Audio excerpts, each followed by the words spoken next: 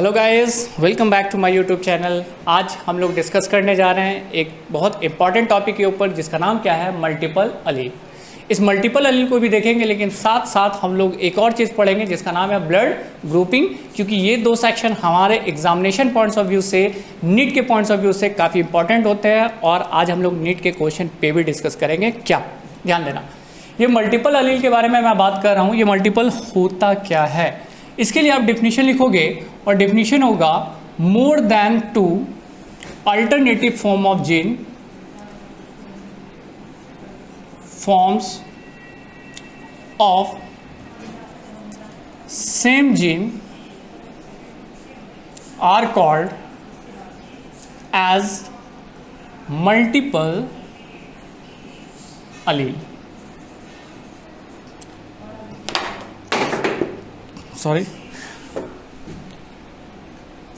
it is formed by mutation.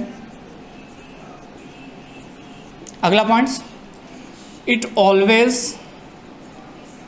seen in population.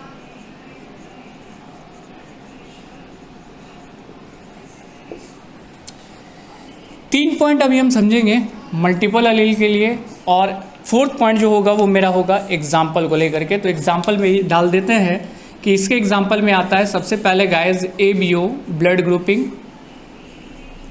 दूसरा आ जाता है इसके अलावा वो है coat colour of rabbit. Blood grouping में टोटल 3 जीन होते हैं और कोड कलर ऑफ रैबिट में 4 जीन होते हैं। अब समझना ये मल्टीपल अलील क्या होता है, एकदम जनरलाइज वे में समझो। ओवर द पॉपुलेशन अगर मैं बात करता हूँ तो पॉपुलेशन में ही आप इसे मल्टीपल अलील को चुन सकते हो या निकाल सकते हो। किसी एक इंडिविजुअल या दो लोगों के बीच में आप कंसीडर नहीं कर सकते हो क्या चीज़ के बारे में, मल्टीपल अलील को। अब सपोज कर लो कि मल्टीपल अलील क्या है, दो से ज़्यादा जीन हो किसी भी कैरेक्टर को मेंशन करने के लिए। एग्जाम्पल के तौर पे मेंडल साहब ने जो एक्सपेरिमेंट किया था, उन्होंने किस पे एक्सपेरिमेंट किया था, पी प्लांट पे। तो पी प्लांट में प्लांट के हाइट के लिए उन्होंने 2 ही जीन रिस्पॉन्सिबल माना, कैपिटल टी और स्मॉल टी। थर्ड काइंड का कोई जीन नहीं था, ठीक है, थर्ड काइंड का कोई जीन नहीं था, लेकिन बाद में हम लोगों को इस तरह के जीन का खोज होता है जिसके कारण हमें नाम ये पड़ा मल्टीपल अलील। ये थर्ड टाइप का जीन कैसे होता है, ध्यान देना। अब मैं बात कर रहा हूँ ब्लड ग्रुपिंग के बारे में। एक्चुअल में जो ब्लड ग्रुपिंग है वो एग्जाम्पल है आपका किसका, मल्टीपल अलील का, क्योंकि ब्लड ग्रुपिंग के लिए कोई 2 जीन नहीं होता, कैपिटल टी स्मॉल टी वाला कैरेक्टर नहीं है। यहाँ 2 से ज़्यादा जीन है, टोटल 3 जीन है। किसके लिए, ब्लड ग्रुपिंग के लिए। कौन कौन से जीन है सर, तो इसके लिए जीन हो जाएंगे पहला, दूसरा और ये तीसरा। ये 3 जीन रिस्पॉन्सिबल है ब्लड ग्रुपिंग के लिए। हमारे बॉडी में सर ये 3 जीन पाया जाएगा, नहीं, हमारे बॉडीज़ में किसी एक इंडिविजुअल में 2 ही जीन आएगा, लेकिन डिपेंड करता है कि कॉम्बोज क्या आ रहा है, ठीक है। अब एग्जाम्पल के तौर पे ये मान लो कि ये टोटल 6 कॉम्बोज यानी 6 तरह के ऑर्गेनिज्म में ये कॉम्बोज नज़र आ जाएगा आपको, ठीक है। वो कॉम्बोज क्या क्या बन रहा है, सपोज कर लो कॉम्बोज ये भी तो हो सकते हैं कि यही 2 का पेयर हो जाए, IA किसी और एक ऑर्गेनिज्म में। दूसरे ऑर्गेनिज्म में बात करते हैं तो दोनों क्या हो जाए, B और B वाला जीन आ जाए ब्लड ग्रुपिंग के लिए। तीसरा कॉम्बोज क्या हो सकता है, I के साथ A के साथ IB आ सकता है। फोर्थ कॉम्बोज क्या हो सकता है, 2 एक जैसा स्मॉल I आ जाए, और सर बनेगा, बिल्कुल बनेगा, IA स्मॉल I जीन बना सकता है, या फिर IB स्मॉल I। अब देखना मैं मल्टीपल अलील के बारे में बात कर रहा हूँ, और ये मल्टीपल अलील क्यों कहलाया, क्योंकि इसमें कितने जीन हैं, टोटल 3 जीन है, लेकिन किसी एक इंडिविजुअल में उठा के देखो, इनमें से कोई एक आप हो, ठीक है, और आपके अंदर सिर्फ 2 जीन ही मौजूद है। तो सर ये मल्टीपल अलील क्यों कहलाया, मैंने क्या कहा कि ये always seen in a population. जब आप बहुत सारे लोगों को कंसीडर करोगे तो उसमें पता चलेगा कि 2 से ज़्यादा तरह के जीन हैं, लेकिन किसी ऑर्गेनिज्म में 2 ही जीन है। क्लियर है, तो जब 2 से ज़्यादा फॉर्म ऑफ जीन हो तो उसे आप कहते हो मल्टीपल अलील। तो वही कहता है more than 2 alternative form of same gene. Same gene कहने का मतलब यहाँ पे क्या है, बाबू ये ब्लड ग्रुप बता रहा है, ये ब्लड ग्रुप बता रहा है, और ये क्या बता रहा है, ये भी सर ब्लड ग्रुप बता रहा है, that's why it is called same gene, are called as multiple allele. उसे आप क्या कहते हो, मल्टीपल अलील। इसके होने का कारण क्या है, म्यूटेशन। और दूसरी चीज़, it always seen in population. इतने सारे लोगों को आप देखोगे तब जाके आपको पता चलेगा। किसी एक आदमी को उठाए, मान के चलो एक दो आदमी पे कंसीडर किए, इस पे और इस पे, तो हमको तो यही ना पता चलेगा कि जिन दो ही तरह का ए और बी। जब बहुत सारे पॉपुलेशन में आप जब ये ऑब्जर्व करोगे तब पता चलेगा इसका ज़्यादा फॉर्म ऑफ जीन। और इसका एग्जाम्पल कौन होता है, एबीओ ब्लड ग्रुपिंग, और दूसरा कोड कलर ऑफ रैबिट। पहला तो ये आप जल्दी से स्क्रीनशॉट लो, किसको लेकर के, मल्टीपल अलील को लेकर के। अब जो मैं बात करूंगा वो इसके बारे में बात करने जा रहे हैं, ब्लड ग्रुपिंग को लेकर के, क्योंकि मैं इसे मिटा रहा हूँ। हो गया स्क्रीनशॉट गाइस। अगला अब मैं बात करना चाहूँगा कि टाइप ऑफ जेनोटाइप, यानी कितने तरह का जेनोटाइप बनेगा किसके अंदर, मल्टीपल अलील के अंदर। सर ये जेनोटाइप क्या होता है, फेनोटाइप क्या होता है, क्या बताना पड़ेगा। जिनका जो कॉम्बोज बनेगा उसे आप जेनोटाइप कहते हो, और जो कैरेक्टर आपको दिखेगा वो फेनोटाइप का होगा। चलो अब आते हैं जेनोटाइप के बारे में। यहाँ देखो ब्लड ग्रुप क्या है, ए बी और स्मॉल आई। इसका जो कॉम्बोज पैक बना उसमें एक जेनोटाइप क्या रहा, capital I A capital I ए। दूसरा जेनोटाइप क्या रहा, capital I B capital I B. तीसरा जेनोटाइप क्या रहा, कैपिटल आई ए और कैपिटल आई बी, और स्मॉल आई और क्या, capital I A small I, capital I B और स्मॉल आई। इस 6 के अलावा कुछ बना सकते हो, नहीं, 6 के अलावा बनेगा ही नहीं। आप ट्राई करके देख लेना, अगर होगा तो मेरे कमेंट्स बॉक्स में लिख भेजना, वो आप न्यू डिस्कवरी करोगे, ठीक है। अब देखना, टाइप ऑफ जीनोटाइप के निकालने के लिए एक मैथमेटिकल कैलकुलेशन होगा, क्योंकि कभी भी आपसे इस तरह के सवाल नेट पे पूछे जा सकते हैं। वो सवाल क्या है, ध्यान देना। जीनोटाइप निकालने के लिए आप याद रखोगे n+1 डिवाइडेड बाय 2। n का मतलब अभी देखो, जस्ट मैं लिख चुका हूँ कि एबीओ ब्लड ग्रुपिंग में जीन कितने होते हैं, 3 होते हैं, और वही कोड कलर ऑफ रैबिट में क्या हो जाएंगे, 4। तो अभी जेनोटाइप जो मुझे निकालना है वो किसका निकालना है, ब्लड ग्रुपिंग के लिए। तो गाइज ऐसे केस में ब्लड ग्रुपिंग में n का मान कितना हो जाएगा, सर 3, क्योंकि इसमें जीन कितने हैं, 3 है। आप इसको पुटअप कर दो 3 की जगह पे, तो जैसे पुटअप करोगे तो क्या हो जाएगा, 3 और 3 + 1 4 × 2, मल्टीप्लाई कर दो इससे इसको, तो क्या हो जाएगा 12 डिवाइडेड बाई 2, टोटल कितना आ रहा है 6। और देखो 6 है, 1 2 3 4 5 और 1 6, टोटल 6 तरह का क्या आ गया, जेनोटाइप। कब, अगर आपका जीन कितना है, 3 है तो। अच्छा मुझे ये बनाकर दिखाओ, तो आप बना सकते हो कि इसमें कितने जेनोटाइप पॉसिबल है। हाँ सर बना सकते हैं, चलो बनाओ, your time start now. Tick tick tick tick tick tick tick tick tick tick, stop. बन गया, वीडियो को पॉज किए थे, हाँ किए थे सर, और आंसर आ गया, आंसर आया 10। क्लियर है, 10 तरह के जेनोटाइप बनेंगे। सर कौन कौन सा, गाइज हर किसी का जेनोटाइप बनाने की ज़रूरत नहीं है, नंबर ऑफ जेनोटाइप आप बता सकते हो। कि अगर जीन 4 है, आपसे सवाल ये करेगा कि जीन कितने हैं, 4 है, तो जेनोटाइप क्या बनेगा। तो सिंपली यही कैलकुलेशन हम डालेंगे, और कैलकुलेशन आपका क्या कहता है, 4 + 1 डिवाइडेड बाई 2, 4 1 5 4 जा 20 डिवाइडेड बाई 2, आंसर कितना आ जाएगा 10। तो इसका जेनोटाइप क्या बनेगा, 10। अब बात रही गाइज ब्लड ग्रुपिंग को लेकर के, ये तो मल्टीपल अलील में जो यूज़ हुआ था ब्लड ग्रुपिंग, उसके बारे में हम बात कर रहे हैं। जस्ट इसके बाद अब जो हम लोग बात करेंगे वो ब्लड ग्रुपिंग पे बात करेंगे। तो अगला हेडिंग देंगे हम लोग ब्लड ग्रुपिंग। इसे मैं मिटा रहा हूँ, चलो मिट गया। हेडिंग दे दिया जाए ब्लड ग्रुपिंग। कितने तरह का ब्लड ग्रुप होता है, सर मुझे पता है बता दो। ब्लड ग्रुप 4 तरह का होता है, कौन कौन सा, ए बी और ओ। गुड। ये जो अभी आपने ब्लड ग्रुप के बारे में बताया ना, ये एबीओ टाइपिंग के बारे में बताया। एक्चुअल में ब्लड ग्रुप 2 तरह का होता है, जो जनरलाइज वे में आपको पढ़ना रहता है। उसके अलावा भी होता है MN type of blood grouping, वो नहीं पढ़ना है आपको। 2 तरह के ब्लड ग्रुपिंग के बारे में जानना है। एक होता है एबीओ टाइप ब्लड ग्रुपिंग, होता है, हाँ सर। दूसरा होता है जिसको कहते हैं आरएच टाइपिंग। आरएच के बेसिस पे आप डिसाइड करते हो पॉजिटिव नेगेटिव, तो हाँ सर। और दूसरा एबीओ के टाइप में आप 4 तरह का ब्लड ग्रुप डिसाइड करते हो कि सर ये ब्लड ग्रुप ए है, ये ब्लड ग्रुप बी है, ये ब्लड ग्रुप ए बी है, ये ब्लड ग्रुप ओ है। क्लियर। तो 4 जो टाइप अभी आपने कहा या आपने सोचा वो क्या था, वो था एबीओ टाइपिंग के ब्लड ग्रुपिंग में 4 तरह के ब्लड ग्रुपिंग आएंगे। तो पहला हमारा हेडिंग है ABO blood grouping. ABO blood grouping में सबसे पहले हम बात करेंगे कि 4 तरह का ब्लड ग्रुप होता है, जिसमें ब्लड ग्रुप ए है, दूसरा बी, तीसरा ए बी, चौथा ओ, सी नहीं होता यहाँ।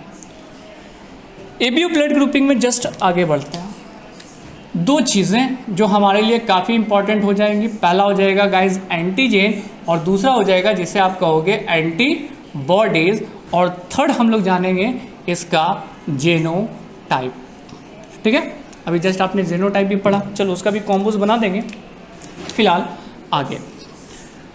आगे ये है ब्लड ग्रुप ए है तो एंटीजेन ए होगा और एंटीबॉडीज जस्ट उसके अपोजिट होगा, दैट इज बी। फिर से बात समझ लो, अगर ब्लड ग्रुप ए है तो एंटीजेन ए होगा और एंटीबॉडीज जस्ट उसके अपोजिट चलेगा। ब्लड ग्रुप बी है तो एंटीजेन बी होगा और एंटीबॉडीज जस्ट उसके अपोजिट चलेगा। अगर ब्लड ग्रुप ए बी है तो इसके पास दोनों एंटीजन पाए जाते हैं, ए और बी, लेकिन एंटीबॉडीज नहीं होता। कौन सा ब्लड ग्रुप है जिसमें एंटीजन नहीं होता? That is A B. और इसी वजह से आप ये कह सकते हो कि ब्लड ग्रुप ए बी जो होता है वो यूनिवर्सल एक्सेप्टर होता है, क्योंकि उसके पास क्या नहीं होते हैं? एंटीबॉडीज नहीं होते हैं, that's why they are universal acceptor. Third one is a blood group O. O blood group में किसी तरह का कोई एंटीजन नहीं होता है, लेकिन एंटीबॉडीज दोनों पाए जाते हैं, ए और बी। मैं अभी आऊँगा, आपको एंटीजन भी समझाऊंगा, एंटीबॉडीज भी समझाऊंगा कि एंटीजन होते क्या है, एंटीबॉडीज कहाँ होते हैं, ये किस नेचर के होते हैं, डजंट मैटर। फिलहाल ए बी को तो आप कहते हो यूनिवर्सल एक्सेप्टर, ये किसी से भी क्या कर सकता है? ब्लड को एक्सेप्ट कर सकता है। लेकिन वही गाइज ब्लड ग्रुप ओ अगर है तो वो यूनिवर्सल क्या होता है? डोनर होता है, वो किसी को भी अपना ब्लड डोनेट कर सकता है, ए को भी, बी को भी और ए बी को भी, इसलिए इसे यूनिवर्सल डोनर कहते हैं। क्यों यूनिवर्सल डोनर कहते हैं? जवाब बिल्कुल छोटा सा कि उसके पास एंटीजन नहीं होता है। ये 2 बात को समझने के बाद आगे आते हैं ब्लड ग्रुपिंग के जेनोटाइप में।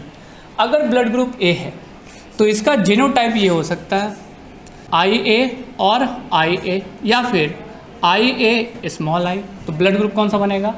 ए बनेगा। तो इसके लिए 2 तरह के जेनोटाइप हो सकते हैं, एक होमोजाइगस और एक हेट्रोजाइगस। क्यों? क्योंकि गाइज IA एक जीन है, IB एक जीन है, ये 2 जो जीन है ये दोनों जीन क्या है? डोमिनेंट है। लेकिन गाइज स्मॉल आई वाला जो जीन होता है वो कैसा होता है?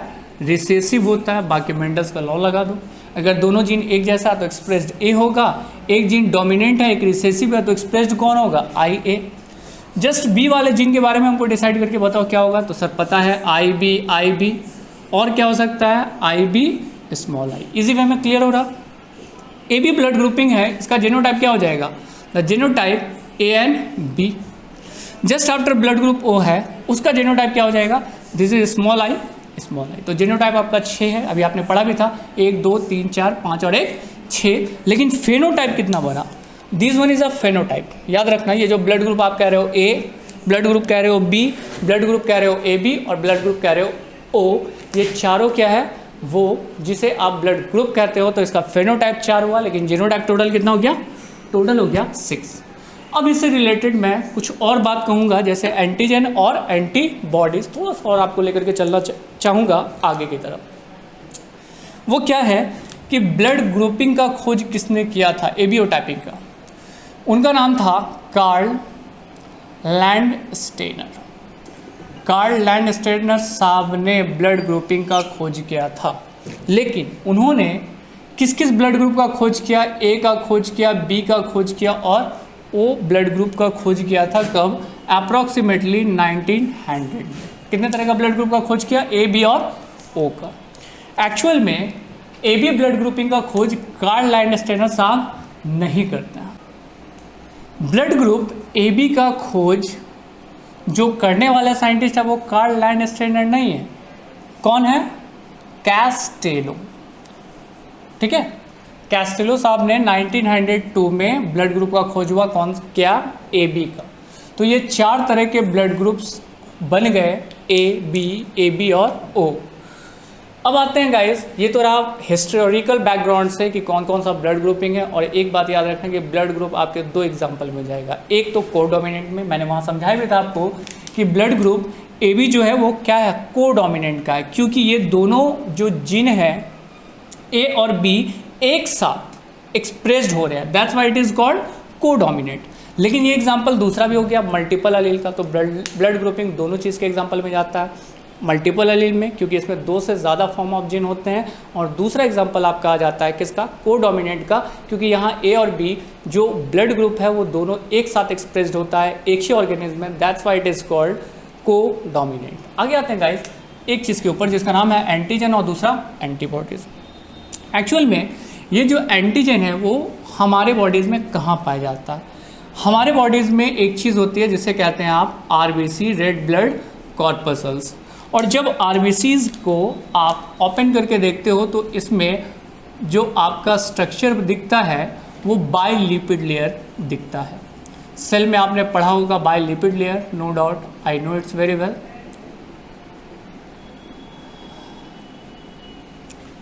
ये बाइलिपिड लेयर है और इस बाइलिपिड लेयर के साथ साथ इसमें प्रोटीन पाए जाते हैं। एक्सट्रिंसिक प्रोटीन होता है, इंट्रिंसिक प्रोटीन होता है, this one is a protein.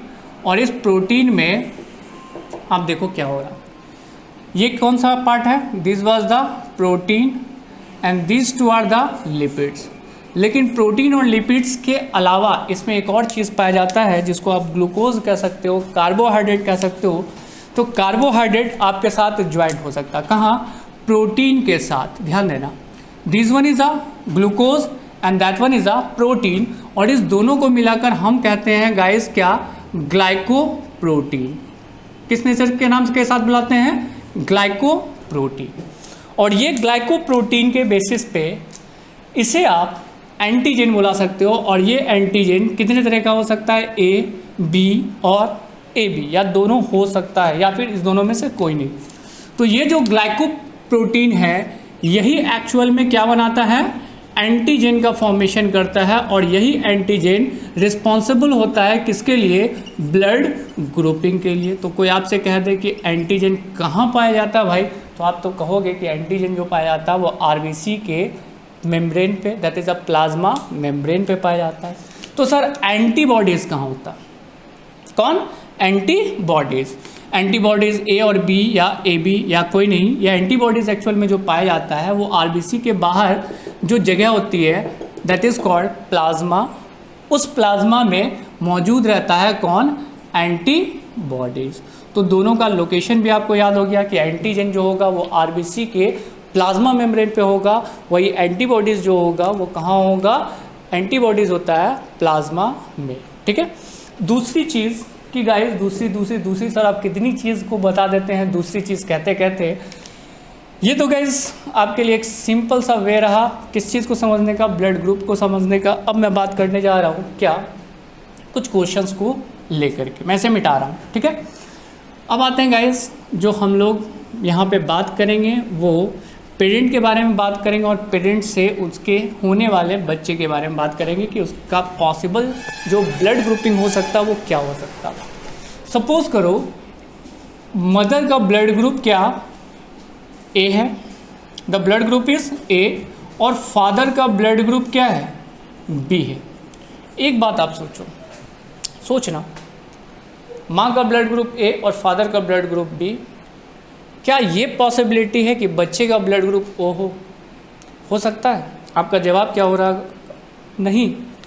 तो पॉसिबिलिटी है, वो कैसे, मैं अभी आपको दिखाता हूँ। मदर का ब्लड ग्रुप ये है, मैंने क्या कहा, पॉसिबिलिटी O की है कि नहीं। अगर मदर के अंदर जीनोटाइप ये है, और जीनोटाइप क्या है ये, कैपिटल IA और स्मॉल I, तो ब्लड ग्रुप A तो मदर बनाएगी। फादर का ब्लड ग्रुप क्या है, B है। मान लो फादर के ब्लड ग्रुप में ये जीन है, ठीक है, तो ये कितने तरह का फेनोटाइप बना सकता है, क्या इसमें ब्लड ग्रुप O आ सकता है? तो बिल्कुल आएगा। आप देख लो कैसे ब्लड ग्रुप O आएगा। फादर 2 टाइप के जीन बनाएंगे, capital B small I, capital I small I, ये मिलेगा IA IB। कौन सा blood group guys, AB। A के साथ स्मॉल I मिलेगा तो ब्लड ग्रुप क्या हो जाएगा, A। IB के साथ स्मॉल आई मिलेगा तो ब्लड ग्रुप क्या हो जाएगा B, और स्मॉल आई मिलेगा तो ब्लड ग्रुप O होगा। बिल्कुल होगा सर। लेकिन चांसेस कितने परसेंट हैं? 25%। लेकिन चांसेस भी कब बनेंगे? जब फादर का जो ब्लड ग्रुप B है वो कैसा हो? हेट्रोजाइगस, और मदर का जब ब्लड ग्रुप A है वो भी कैसा हो? हेट्रोजाइगस। तब पॉसिबिलिटी है ब्लड ग्रुप O बनने की, वरना ब्लड ग्रुप O नहीं बनेगा। क्लियर है? इसी तरीके से बहुत सारी चीज़ों को हम लोग मेंशन करेंगे, लेकिन क्यों ना हम लोग एक नीट के क्वेश्चन को देख ले आज। इसे मैं मिटा रहा हूँ और एक नीट का क्वेश्चन मैं लिखने जा रहा हूँ। वो क्वेश्चन क्या है?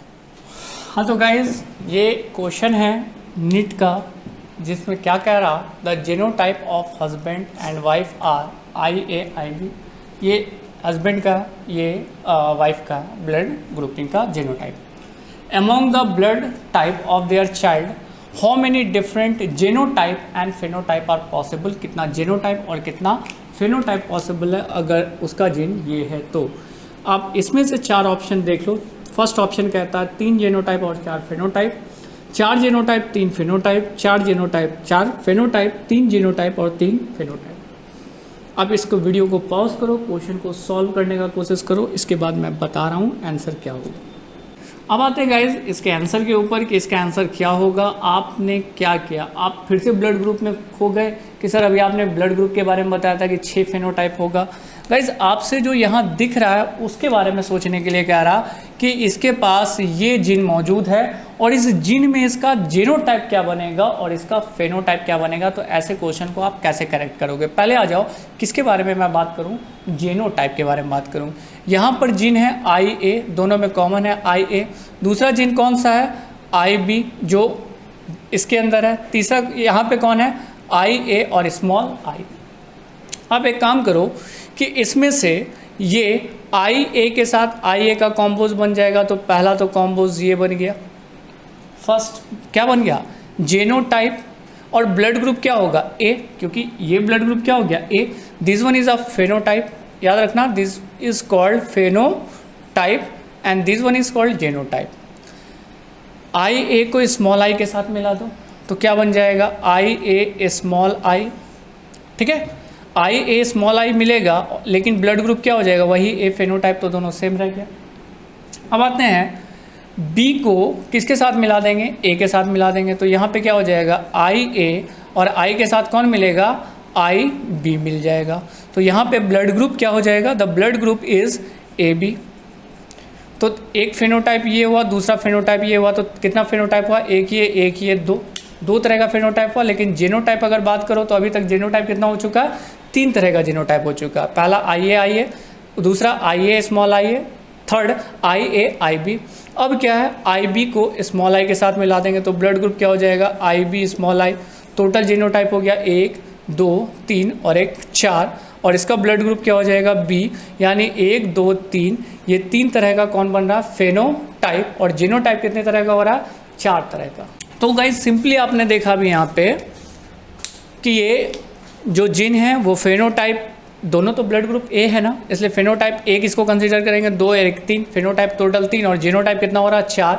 तो आपका आंसर हो जाएगा B। 4 जीनोटाइप और 3 फेनोटाइप होगा। आज का हमारा वीडियो लेक्चर यहीं ख़त्म होता है। नेक्स्ट वीडियो के लिए बने रहिए हमारे साथ। Thank you.